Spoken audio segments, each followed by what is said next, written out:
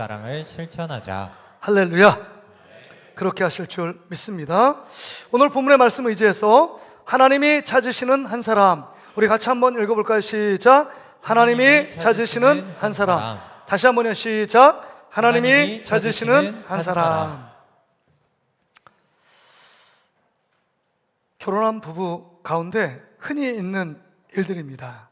아내는 남편이 들어오면 하루 동안의 일들을 참 재밌게 얘기하길 원하잖아요. 좋은 일도 있고 슬픈 일도 있고 어려운 일도 잘 남편이 공감해 주길 원하는 것 아닙니까? 답을 원하지 않아요. 그 남편이 그렇게 능력이 많아서 답을 원하진 않지만 아내가 얘기합니다. 이렇게 신나서 막 얘기해요. 근데 딱 보니까 이 남편이 별로 내 말에 집중하지 않는 것 같아요. 그래서 이렇게 물어보는 거 아니에요? 여보, 듣고 있어? 잘 듣고 있는 거지? 그렇게 확인합니다. 그러면 이 남편이 얘기하죠. 다 듣고 있어. 빨리 얘기해봐. 다 듣고 있어. 근데 막 얘기를 신나게 했는데 안 듣는 것 같아요. 표정이, 자세가 보면. 그래서 이 아내가 남편에게 묻습니다. 그러면 조금 아까 얘기했던 거 뭔데? 얘기해봐. 내가 뭐라고 얘기했지? 그러면 남편이 뭐예요? 건성으로 듣고 있었기 때문에 꿀먹은 벙어리처럼 아무 말도 못할 때가 있다는 겁니다. 저도 참 그런 적이 많습니다. 이게 부부간의 소통과 대화의 이야기지만 이 안에 우리가 하나님과 나의 관계 속에 정말 깊은 비밀이 담겨져 있습니다. 하나님께는 하나님을 사랑한다, 하나님을 예배한다, 하나님만 섬긴다 말하지만 내 안에 다른 생각 가운데 있어서 진정 정말 하나님이 원하시는 그 삶, 하나님이 원하는 마음과 삶에서 멀어져 있는 우리의 모습들은 아닌지 우리 자신을 점검해야 한다는 것입니다. 그런 면에서 오늘 본문에 보면 그런 배경과 맥락 속에서 이 본문을 보면 아주 충격적인 본문이 아닐 수 없습니다. 왜냐하면 오늘 1절에 보니까 정말 정의를 행하며 진리를 구하는 자, 그 예루살렘 성에 단 한 명만 있으면 내가 이 성을 멸하지 않고 이 성 안에 모든 사람을 생명을 살리고 용서하겠다, 이런 말을 하고 있습니다. 여러분 잘 생각해 보세요. 여러분 너무 충격적인 게 소돔과 고모라 성의 멸망 가운데 여러분 아브라함이 중보기도 하잖아요. 하나님, 이 성에 불의한 자와 의인이 함께 섞여 있는데 어떻게 의인도 불의한 자와 함께 같이 전멸시키려고 합니까? 그건 하나님이 하실 일이 아닙니다. 부당한 일입니다. 이렇게 중간에서 이 아브라함이 하나님께 기도하잖아요. 그래서 얘기합니다. 그러면 의인, 그 소돔과 고모라 성에 50명 있으면 어떻게 하시겠습니까? 그럼 살려주겠다 얘기해요. 45명이면요 살려주겠다. 40명이면요 살려주겠다. 30명이면요 살려주겠다. 20명이면요, 마지막 한 번만 말씀드릴게요. 더 이상 말 안 할게요. 그럼 의인 10명 있으면 어떻게 하시겠습니까? 소돔과 고모라 성 멸망시키지 않겠다, 이렇게 말씀하십니다. 소돔과 고모라 성에 의인 10명이 없어서 불과 유황불에 타는 하나님의 저주와 심판이 그 가운데 임한 것입니다. 그렇다면 여러분, 오늘 이 예루살렘 백성들이 소돔과 고모라 성보다 더 악하다는 것입니다. 악하다는 것입니까? 아니면 죄가 더 많다는 거예요? 지금 의인 한 명을 하나님이 구하고 있습니다. 10명 아니에요. 2명도 아닙니다. 5명도 아니라 한 명을 지금 구하고 있습니다. 이게 여러분 이해할 수 있는 일인가요? 예루살렘에 하나님을 섬기는 의인 한 명이 없을까요? 여러분, 예루살렘은 어떤 것입니까? 하나님이 사랑해서 그 가운데 솔로몬 성전을 짓게 하셨고 성전이 있습니다. 또한 다른 이방인들이 주지 않은 하나님의 율법을, 십계명 두 돌판과 율법을 주셨습니다. 또한 그 예루살렘 성전을 예배를 드리기 위해 정말 거룩한 제사장과 레위 지파가, 거룩히 구별된 레위 지파가 제사를 주관하고 그 안에 날마다 토요일마다 하나님을 예배하는 아름다운 거룩한 제사가 있습니다. 그리고 수많은 사람이 하나님만을 섬긴다고 말하는 하나님의 사람들이 수없이 있습니다. 절기를 지키고 있습니다. 그런데 거기에 하나님을 섬기고 하나님의 정의를 행하고 정말 진리를 구하는 한 사람, 그 한 사람이 없을까요? 너무 충격적이지 않습니까? 그럼 이 본문의 말씀을 통해서 우리는 하나님이 찾으시는 그 한 사람, 그 한 사람이 우리입니까? 나입니까?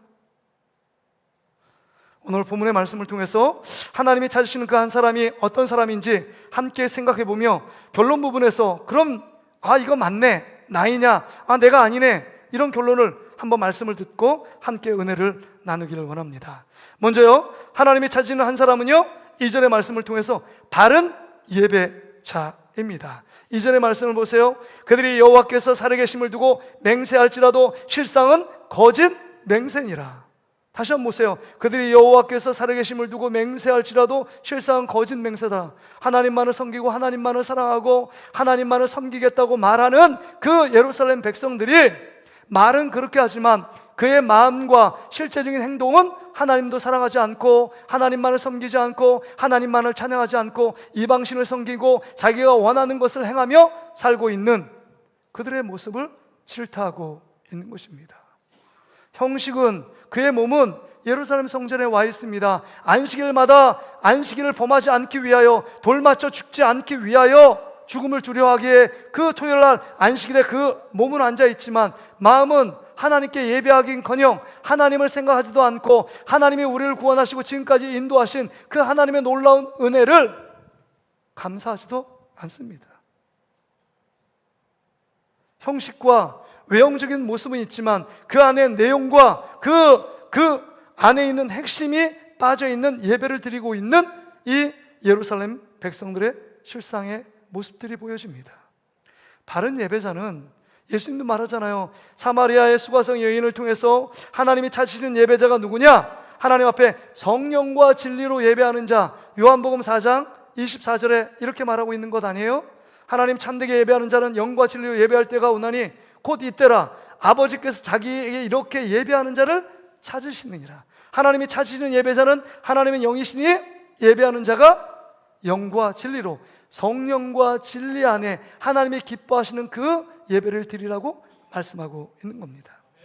그럼 여러분, 예배를 우리는 많이 오해합니다. 이렇게 공예배, 주일 2부 예배, 온가족 예배 드리는 것, 이 예배를 참여한 것, 이걸로 만족하면 안 된다는 겁니다.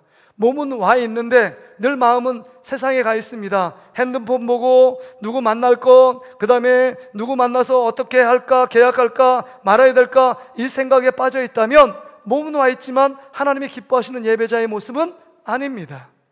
뿐만 아니라 오늘 이렇게 가지런히 예배드리는 예배만을 하나님이 받으시는 것이 아니라 이 공적인 예배, 수요예배, 새벽예배, 금요 성령집회, 주일 일부 오후 예배, 이 공적 예배뿐만 아니라 이 예배를 통해서 영광 받으신 하나님을 늘 기억하며 우리 사적인 예배 공간으로 예배당 문을 떠나 우리 가정 속에, 우리 직장 속에, 만나는 사람 속에 그 사람을 통하여 하나님을 의식하며 하나님 앞에서 바른 삶의 모습, 내 말과 생각의 행동을 통해서 하나님을 드러내는 자, 이게 사적인 예배자 아닙니까?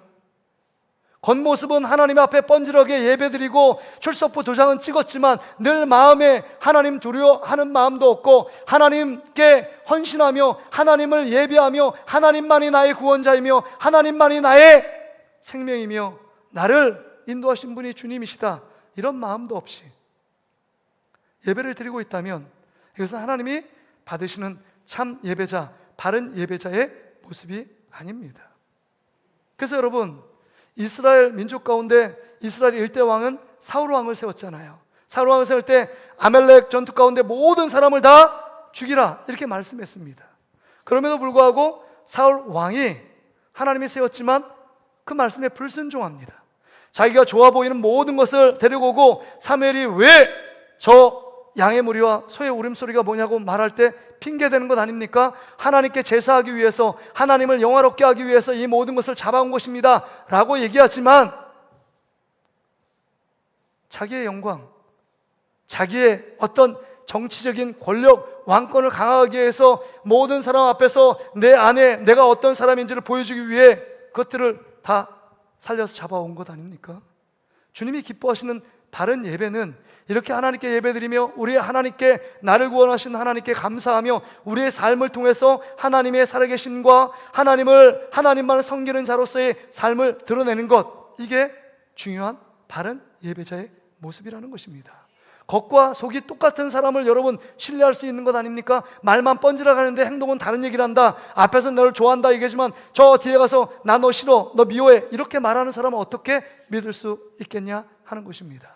하나님을 예배하는 자는 내가 어느 곳에 있든지 하나님을 의식하며 하나님 앞에 바른 삶을 살아가는 것, 그게 진짜 참 예배자의 모습 아닙니까? 그래서 사무엘상 15장 22절에 이렇게 얘기합니다. 바른 예배자의 모습이, 여러분 같이 한번 읽어볼까요? 시작. 사무엘이 이르되 여호와께서 번제와 다른 제사를 그의 목소리 청조하는 것을 좋아하신 같이 좋아하시겠나이까? 순종이 제사보다 낫고 듣는 것이 수양의 기름보다 나으니. 순종이 뭐보다 낫대요? 예배보다 낫대요. 하나님이 기뻐하시는 삶을 살아가는 것, 진정한 예배라고 말씀하고 있는 것 아닙니까? 하나님 말씀에 불순종하면서 예배의 자리에서 나와 하나님을 찬양하고 있다, 그 예배 하나님이 받지 않겠다고 말씀하는 것 아닙니까?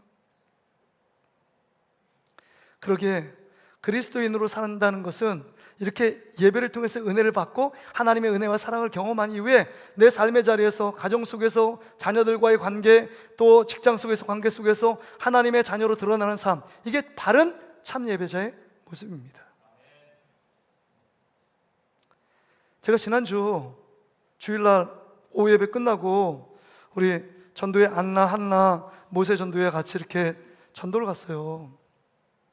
1단지 전도 나갔는데 제가 꼭 서 있는 자리가 있어요. 이렇게 한 바퀴 쫙 107동까지 이렇게 돌다가 앞으로 딱 와서 여기 광신고등 앞에서 내리는 사람, 그 다음에 시장 쪽으로 저거 신림역으로 가는 사람, 그 사람 타는 사람, 또 내리는 사람이 있으면 쭉 몰려오잖아요. 그럼 전도 주시면서 예수 믿으십시오, 예수 믿고 구원 받으세요, 이런 거 하면 이게 다 전도 주시면 되거든요.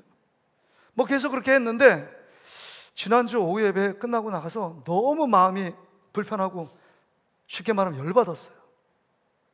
왜냐면 한 사람이 1단지 뭐 103동과 104동에서 와가지고 이게 박스에서 이렇게 휴지를 버리고 있는데 내가 빨리 달려가서 예수 믿으십시오. 그 남자분 한 60대 후반에 70대 초반 정도 되신 분인데 딱 이러는데, 뭐야? 예수 믿는 사람은 다 사기꾼이야, 나한테 주지 마. 아유, 요 정도는 뭐 받을 수 있잖아요. 저희 이렇게 뭐 면박당한 거 한두 번도 아니고. 그래서 그래도 예수 믿으십시오. 안 받아요. 안 받아요. 안 받아요. 막 치더라고요. 그래서 그까지만 하면 참 제가 열을 안 받아서 그 정도면 괜찮아요. 근데 제가 이렇게 복음 전하는데 옆에서 딱 같이 복음 전하는 것도 아닌데 옆에 딱 서 있는 거예요. 그러면서 제가 전하는 사람마다 얘기하는 거야. 아유, 예수 믿는 사람 사기꾼이라고, 예수 믿는 사람 다 나쁜 놈들이라고 계속 이 얘기를 막 떠들고 있는 거예요. 그냥 마이크 대지도 않았는데 너무 크게. 근데 그 옆에 사람이 그분은 아는 분이 있나 봐요. 그래서 아이, 그러지 말고 그냥 가라고, 왜 지금 저기 전도하시는 것 같은데 방해하냐고 막 그러는데, 만류하고 예수 믿는 사람 다 사기꾼이라고, 막 예수 믿는 사람처럼 나쁜 사람이 없다고 막. 근데 한 번 들었는데 괜찮은데 두 번, 세 번 들으니까 너무 열받는 거예요. 내가 당신한테 무슨 해코지를 했어, 당신에게 상처를 줬어, 당신을 사기친 게 있어. 그런 마음이 확 들다가 하나님께 기도했어요. 하나님, 내가 하나님께 더 뜨겁게 기도하지 못해서 이 사단이 시험을 주시는군요. 하나님께 더 기도하겠습니다 막 하는데 하나님이 나에게 확 깨달음을 주시는 게 있어요. 야, 그 얘기, 저 할아버지 같은 거, 할아버지가 얘기하고 욕하는 거 너 들으라고 하는 거야. 너 때문에 그 얘기 욕먹는 거 당연히 먹어야 돼. 이렇게 제가 깜짝 놀랐습니다. 그렇게 말하는 걸 계속 울리듯이 막 얘기하는 이유가 뭐냐면, 예수 만난 사람한테 사기당하고, 예수 함께 교제하는 사람에게 상처받고, 예수 믿는 사람이 행동을 잘못하니까 악하다고 얘기하는 것입니다. 이렇게 거룩하게 예배만 드리면 여러분, 우리에게 욕할 사람 아무도 없어요. 근데 바른 예배자의 모습 가운데, 세상 가운데 우리가 만나는 사람들, 직장 속에, 지인 동료 속에 여러분, 예수 잘 믿는다고 말하는 사람이 사기치고 돈 떼먹고 또 남에게 악한 말을 해서 그 말 때문에 정말 고통하며 괴로워하는 많은 사람들이 있잖아요. 우리의 말 때문에 실족시키는 사람들 있잖아요. 그래서 어떤 분은 막 옆에 이렇게 전도회 왔는데 예수 믿는 사람들 막 그런 얘기를 많이 들으면서 하는 말, 정말 예수 믿는 분들이 참 잘해야 되겠다, 이런 생각을 갖게 됩니다. 왜 이렇게 사람들이요, 정말 믿지 않는 이유가 나도 교회 다녔는데 예수 믿는 것들 때문에 이렇게 나 예수 교회 안 다니고 예수 안 믿는다고 이런 말을 너무 많이 듣습니다. 그렇다면 여러분, 우리의 삶을 돌아봐야 되지 않을까요? 바른 예배자가 어떤 모습인가? 겉과 속이 동일하고 정말 하나님 앞에 가정에 모여서 이렇게 거룩하게 예배드리는 우리들이 우리 삶 속에서 주님을 의식하고 주님이 나를 구원하시고 나에게 영원한 생명 주심을 은혜에 감사해서 늘 주님을 기쁘시게 만들며 우리의 삶을 통해서 주님께 영광 돌리는 그런 삶을 살아가야 되지 않겠습니까? 그렇다면 여러분께 질문 드립니다. 여러분, 하나님이 찾으시는 바른 예배자이십니까? 우리가 두 번째, 우리가 이 말씀을 통해서 하나님이 찾으시는 사람은 누구냐? 여러분, 죄를 멀리하는 자입니다. 여러분 7절 8절의 말씀 보세요. 내가 어찌 너를 용서하겠느냐? 내 자녀가 나를 버리고 신이 아닌 것들로 맹세하였으며 내가 그들을 배불리 먹은즉 그들이 간음하며 창기의 집에 허다히 모이며 그들을 두루 다니는 살찐 수말같이 각기 이웃의 아내를 따르며 소리 지르는도다. 이렇게 말씀합니다.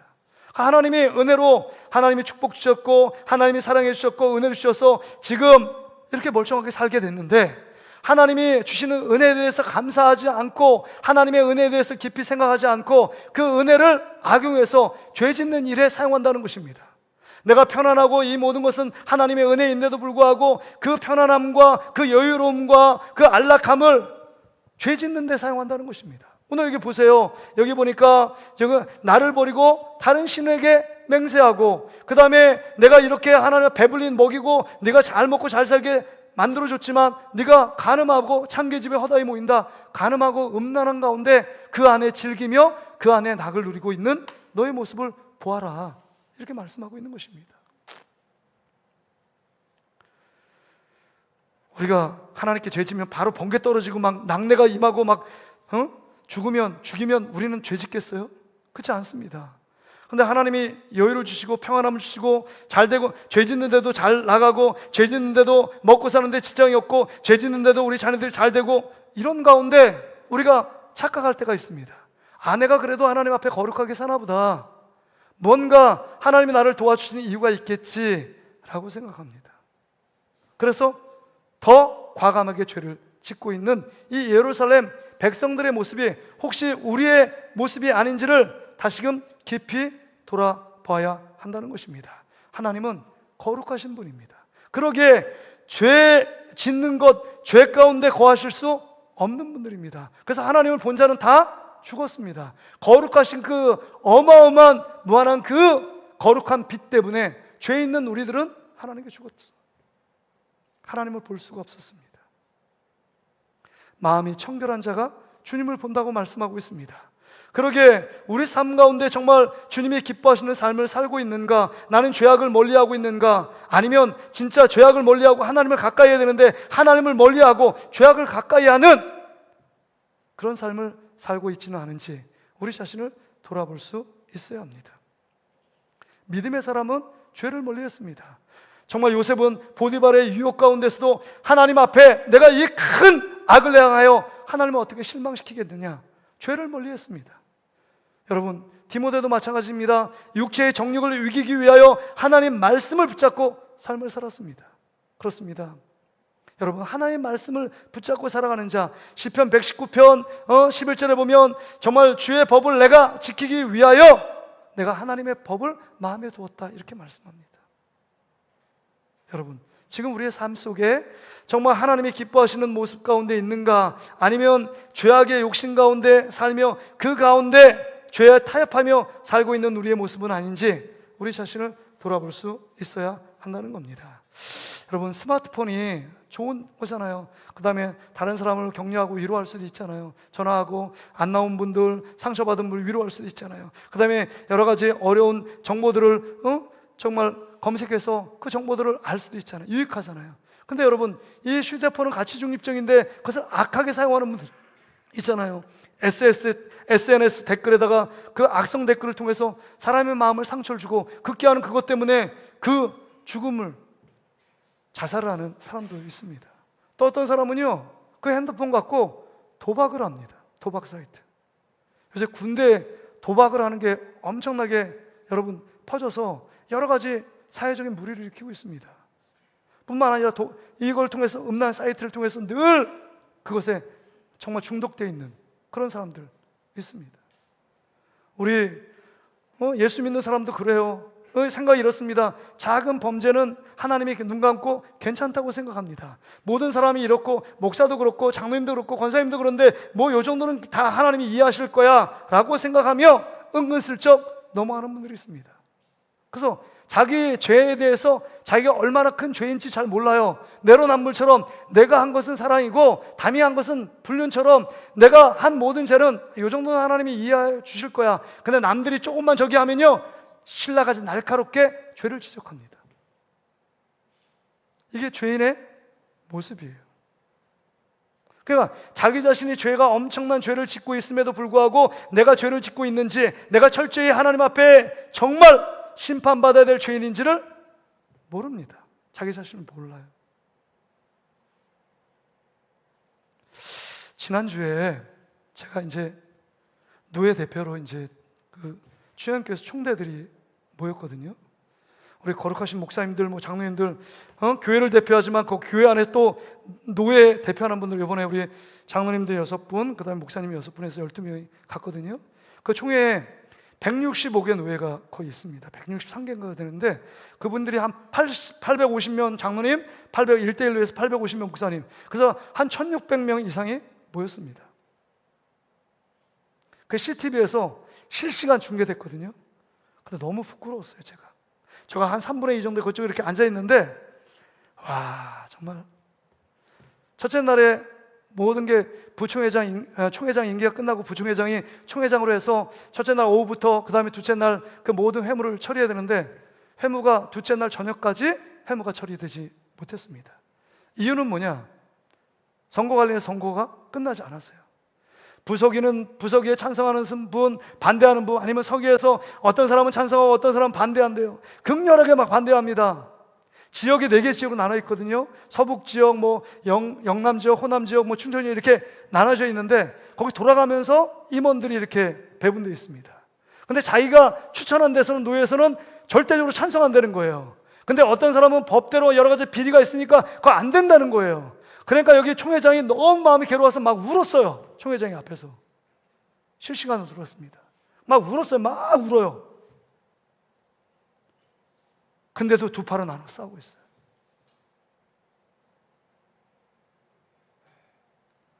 거룩한 장로님과 목사님들이 모였는데도 법이냐 아니냐. 근데 이틀 동안 들으면서 느끼는 게 뭐냐면 우리 목사님이랑 장로님 우리 다 똑같다. 그게 뭐냐면 법 안에서 법이 맞았느냐 안 맞았느냐 유권 해석으로 나는 맞았기 때문에 찬성하고 법이 그 해석이 틀렸기 때문에 반대한다 이런 얘기를 그 명분이 그거예요. 근데 결론적으로 한 이틀 동안 들으면서 느끼는 건 뭐냐? 자기의 이기적인 욕망에 부합하느냐 안 하느냐. 자기적인 이기적인 욕망, 그 욕심에 그것을 관철시키는데 나의 반대하는 사람 나쁜 사람이고 찬성하는 사람 좋은 사람입니다.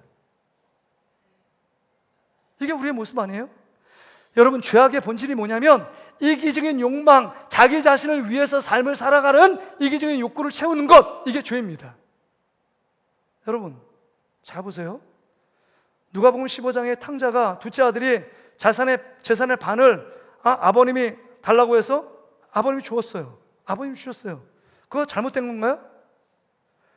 지금 아들한테 첫째 아들은 반 주고 자기 반 준 거 잘못된 거 아닌 것 같아요. 근데 왜 그게 잘못됐죠? 지금 아버지가 살아계세요. 관세를 보면 죽기 전에 유언을 하고 죽기 전에 이게 나누는 게 효자의 모습들 아닙니까? 근데 아버지가 시퍼렇게 살아있고 건강하신데 와가지고 땅 와가지고 내 목 반 주세요 라고 하는 게 이기적인 욕망, 이기적인 욕심의 발로 아닙니까?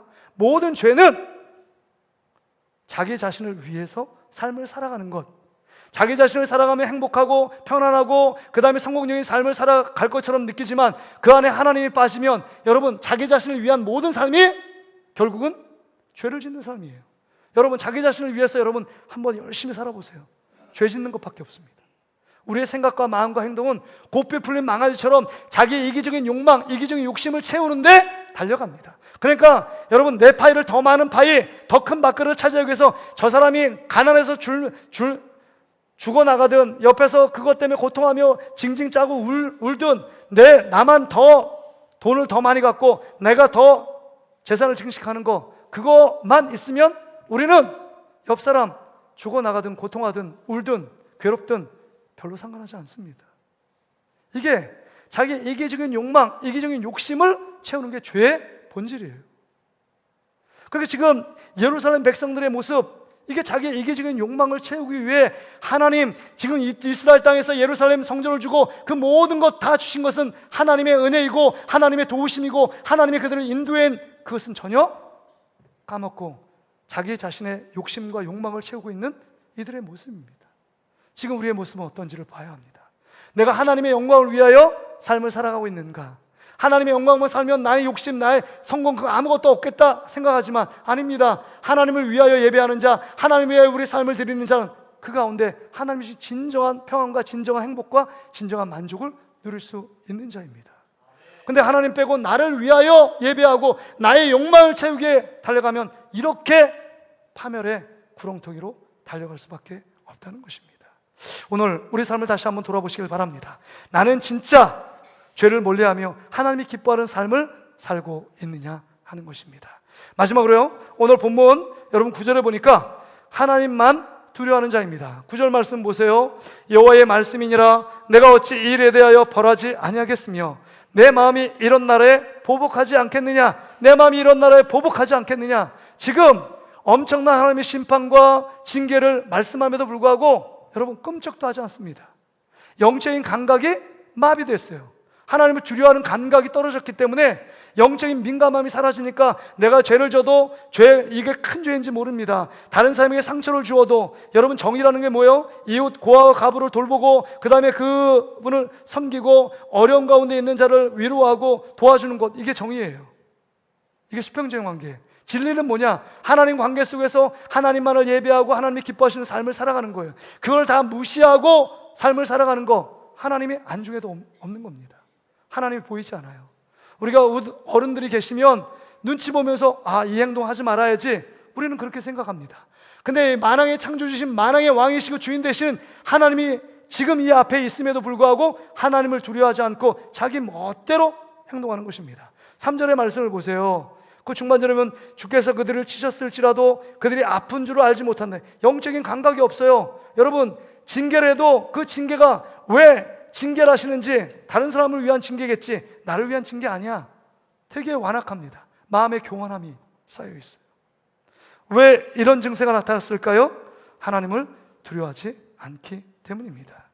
하나님을 섬기는 자의 특징은 하나님을 두려워한다는 것입니다. 잠언 1장 7절에 보면 여호와를 경외하는 것이 지식의 근본이래요. 경외라는 것은 하나님을 두려워하는 것입니다. 욥은 동방의 의인이래요. 그는 정말 악에서 떠났고 여호와를 경외하는 자라. 욥기 1장 1절에 그렇게 나와 있습니다. 하나님을 경외하면 악에서 떠났고 하나님만을 섬기고 하나님만을 의식합니다. 하나님이 내 옆에 계시다는 것을 늘 생각하는 사람입니다. 그러니까 하나님이 두려워서 안 합니다. 죄를 왜 이렇게 자기 멋대로 짓나요? 하나님을 두려워하지 않기 때문입니다. 진짜 하나님이 두렵다면 우리 마음대로 죄질 수 없는 것 아닙니까? 그럼에도 불구하고 우리는 하나님을 두려워하지 않고 세상을 두려워합니다. 앞으로 노후 어떻게 될까를 두려워하고, 내 앞에 돈이 떨어지면 어떡할까? 건강이 갑자기 나빠지면 어떡할까? 우리 자녀들이 성공하지 않으면 어떡할까? 우리 자녀들이 뭔가 합격하지 않으면 어떡할까? 앞으로 직장을 구하지 못하면 어떡할까? 이거에 대한 두려움이 있습니다. 학생들은 늘 중간고사, 기말고사 떨어지고 자기가 원하는 대학교, 고등학교에 입학하지 않으면 어떡할까? 이런 두려움이 있어요. 그런 두려움이 있습니다. 그런데 문제는 진짜 우리가 두려워할 것은 내가 하나님 앞에 바르게 살고 있는지, 주님이 기뻐하시는 삶을 살고 있는지, 이게 진짜 두려워해야 될 문제라는 것입니다. 왜요? 지금 우리 보여지는 세상은 잠깐이기 때문입니다. 영원한 천국이 있고 지옥이 있다는 거예요. 그래서 마태복음 10장 28절에 우리에게 분명히 경고하는 말씀 아닙니까? 우리 같이 한번 읽어보겠습니다. 시작! 몸은 죽어도 영혼은 능히 죽이지 못하는 자들을 두려워하지 말고 오직 몸과 영혼을 능히 지옥에 멸하실 수 있는 이를 두려워하라. 여러분, 천국과 지옥에 보낼 수 있는 하나님 아버지를 두려워하라고 말씀하고 있는 것입니다. 하나님을 두려워하면, 하나님이 보이면 우리가 함부로 말하지 않잖아요. 하나님이 보이면 삶의 우선순위를 하나님께 둡니다. 하나님이 보이면 하나님을 의식하게 됩니다. 늘 하나님과 함께 동행하는 삶을 삽니다. 하나님이 나와 함께 계시다는 것을 믿고 정말 근심, 걱정, 두려움이 사라집니다. 하나님을 두려워했던 다니엘은 죽음의 위기 앞에서 뜻을 정하고 왕의 진미, 우상에게 바쳐진 진미를 먹지 않겠다고 결단합니다. 아무리 불이익을 당하고 내 삶의 희생이 올지라도 하나님이 두려워하기 때문입니다. 사드락, 메삭, 아벳느고는요, 정말 그 앞에 느부갓네살이, 그 4살 왕이 세운 금신상 앞에 절하지 않으면 풀무불 가운데 넣겠다 말해도 하나님을 두려워했기 때문에 그 앞에 우상 숭배하고 절하지 않습니다. 풀무불, 10배나 뜨거운 풀무불 속에 들어갑니다. 주 예수님께서 그들을 머리털 하나 상하지 않도록 사드락, 메삭, 아벳느고를 보호하고 지켰습니다. 여러분, 하나님을 두려워하는 인생 되시기를 주의 이름으로 축복합니다. 우리 선배, 믿음의 선배인 주기철 목사님이 신사 참배는 죄다, 그것 때문에 옥에 엄청난 고통을 당했습니다. 그런데 주기철 목사님이 하시는 말씀이 뭐예요?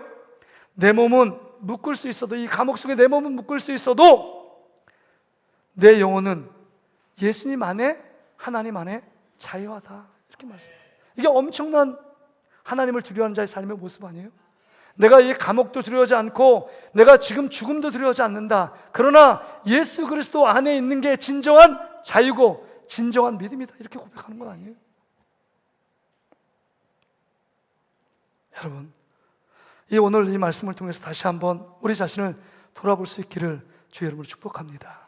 하나님을 두려워하는 자, 하나님을 의식하는 자, 하나님을 의식하면 그 삶의 우선순위를 하나님께 드리고 하나님이 기뻐하시는 삶을 살아가기 위해 삶의 한 절이라도 내 마음과 내 생각, 내 원하는 대로가 아니라 하나님이 기뻐하시는 대로 삶을 살아가려고 결단하는 것, 이게 하나님을 두려워하는 자의 당연한 모습입니다. 말씀을 정리합니다. 여러분, 오늘 3가지를 말씀드렸는데 여러분 어떠십니까? 이 시대 가운데 우리 동신교회 안에 하나님이 찾으시는 그 한 사람이 나입니까? 우리입니까?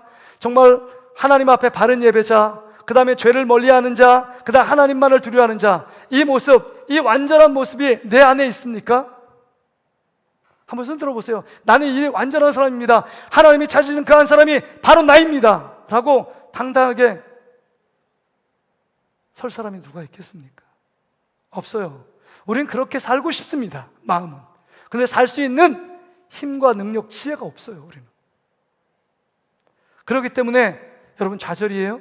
그렇기 때문에 나는 원래 안 돼, 나는 원래 그런 사람이야, 나는 막 살아도 되는 사람이야, 이것이 아닙니다. 이것이 아니에요. 우리에게 오늘 본문의 말씀을 통해서 기죽으라고 말씀을 전하라고 지금 말씀을 새겨준 게 아닙니다. 하나님이 사랑하기 때문에 하나님의 높은 기준이 있다는 것입니다. 하나님이 원하시는 그 기준을 따라 삶을 살아가라고 말씀하고 있는 겁니다. 기준이 없는 사람은요, 자기 멋대로 살아요. 그래도 기준이 있어서 그게 무엇이 맞는지, 뭐가 틀리는지 그걸 알 수 있는 것입니다. 십계명을 통해서 그 정말 울타리를 주어서 이 울타리 벗어나면 하나님이 싫어한다, 그 울타리를 준 거 아닙니까? 사회적인 약속으로. 그래서 여러분, 이 모든 것을 완전하게 이루신 한 사람이 있습니다. 완전한 한 사람, 완전한 하나님. 누굽니까? 예수 그리스도가 있습니다. 그래서 여러분, 로마서 5장 18절 19절에 이런 말씀 나오는 거 아니에요? 로마서 5장 18절 19절 같이 한번 읽어볼게요. 시작. 그런즉 한 범죄로 많은 사람이 정죄에 이른 것 같이 한 의로운 행위로 말미암아 많은 사람이 의롭다 하심을 받아 생명에 이르렀느니라. 한 사람이 순종하지 아니하므로 많은 사람이 죄인 된 것 같이 한 사람이 순종함으로 많은 사람이 의인이 되리라. 여러분, 한 사람이 누구예요? 순종하지 않은 한 사람? 우리 인류의 대표인 아담하가 순종하지 않았습니다. 그 가운데 우리가 죄 가운데 들어왔고 하나님의 죄를 멀리 떠나야 되는데 죄 가운데 붙어 살았던 우리의 모습 아닙니까? 하나님을 두려워하지 않고 세상을 두려워했던 우리의 모습이에요. 그러나 완전한 한 사람이 예수 그리스도께서 한 번에 죽기까지 십자가에 순종하심으로 정말 자기 육체로 성전된 주님께서 진짜 바른 예배자의 모습을 사신 예수 그리스도, 그분을 우리가 따라가고 그분을 믿는 믿음 가운데 있고 그분처럼 살지 못하기 때문에 날마다 주님 앞에 회개하고 내가 그렇게 살아야 되는데 탄식하며 주님 앞에 고백하며 나가는 것 아니겠습니까? 여러분, 우리가 부족하고 연약할지라도 날마다 예수 그리스도를 바라보는 여러분 되시기를 주의 이름으로 축복합니다. 우리 죄를 위해서 십자가에 죽으시고 정말 살을 찢고 피를 흘리시고 3일 만에 우리를 위하여 부활하신 그분, 보좌 우편에서 우리를 위하여 응원하시며 박수치시며 너가 죄 가운데 있지만 다시금 돌이켜라, 하나님만을 두려워해야 돼, 죄를 멀리해야 돼, 네가 바른 예배자로서 다른 모든 사람 관계 속에서 그런 예수님을 드러내고 하나님을 드러내는 참 예배자로서 삶을 살았으면 좋겠다 라고 기도하고 계시는 그 주님을 우리가 절대적으로 의지하고 주님을 믿고 주님을 신뢰하는 가운데 나가는 여러분 되시기를 주의 이름으로 축복합니다. 여러분, 그런 삶을 살기 위해서 날마다 예수 그리스도를 바라보고 완전케 하시는 예수 그리스도를 바라보기 위해서 우리가 구체적인 실천상 두 가지를 얘기합니다. 예수 그리스도를 믿는다는 게 뭐예요? 정말 오늘 말씀처럼 하나님이 찾으시는 그 한 사람이 뭘까요? 주님의 말씀대로 따라가는 사람, 순종하는 사람입니다. 그럼 말씀을 알아야 되잖아요. 우리 가을학교의 프로그램, 여러분 어성경 읽어지네, 성경 일도학교의 복음서, 여러분 복음서 또 들으시고 강의 들으시고 또 우리 사복음서 함께 읽는 것 같이 따라가면 짝이 맞을 것 같아요. 또 성경의 주제인 소회의 문답을 통해서 정말 핵심 모든 가치, 그 부분을 진리의 말씀에 기둥을 세우는 그 부분들을 또 같이 나누면 정말 말씀을 듣고 또 말씀을 배우다 보면 가랑비에 옷 젖듯이 주님의 말씀이 나도 모르게 나를 이끌어가는 진짜 그리스도인다운 삶을 살아가게 되는 줄 믿습니다. 우리는 평생 배우는 사람입니다. 우리가 알고 있다? 그건 벌써 알고 있다고 말하는 사람은 교만에 넘어질까 조심하라고 사도 바울은 얘기합니다. 우리가 알고 있어도 또 배우고 또 하나님이 주시는 은혜를 사모하며 나가는 사람, 그런 사람을 주님이 찾고 있다는 것입니다. 두 번째는요, 예수님을 늘 바라보는 인생이 뭐예요? 예수님의 마음을 품고 나가는 것입니다. 한 영혼 나를 구원하신 예수님이 정말 나를 통해서 다른 영혼을 구원하기 원하시는 그 마음을 알고 대신자를 작정하고 기도하고 또 이제 접근해서 차도 마시고 그 다음에 또 전화도 하고 정말 그 좋은 관계를 유지해서 여러분 10월 26일 날 초대장을 들고 가는 것입니다. 한 영혼 한 영혼. 그게 주님이 원하시는, 하나님이 찾으시는 그 한 사람, 바로 그 한 사람인 줄 믿습니다. 오늘 이 말씀을 기억하시고 내가 그 한 사람 되기를 원합니다 라고 정말